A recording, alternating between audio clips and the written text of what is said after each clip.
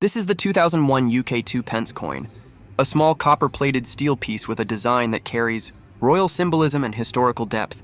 On the reverse side, it features the badge of the Prince of Wales, a trio of ostrich feathers emerging from a coronet, accompanied by a ribbon bearing the German motto Ich Dien, which translates to I serve.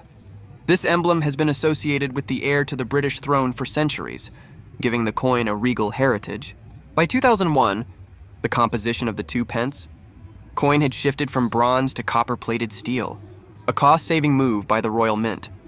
This version of the coin is magnetic and can be easily distinguished from its earlier, non-magnetic bronze counterparts. While millions of these coins were minted for circulation, making them common in pocket change, the real interest for collectors lies in condition and rarity.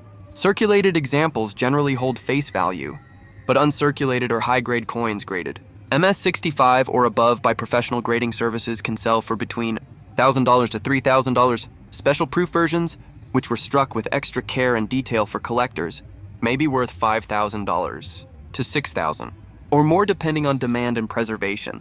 Additionally, error coins, such as those with off-center strikes, double dies, or planche flaws, can significantly boost the value, sometimes reaching $6,500 or more depending on the severity and uniqueness of the error. If you come across a 2001 2 pence coin in excellent condition, it's definitely worth taking a closer look. Even coins that seem ordinary at first glance can hold surprising value in the right collector's market.